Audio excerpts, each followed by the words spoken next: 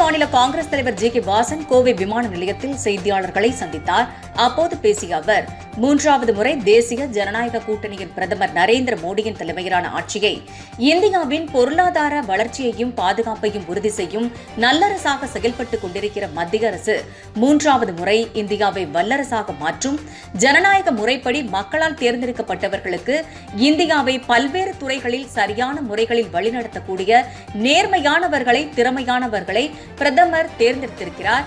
விக்கிரவாண்டி இடைத்தேர்தலை பொறுத்தவரை தேசிய ஜனநாயக கூட்டணி தலைவர்கள் முடிவெடுப்பார்கள்.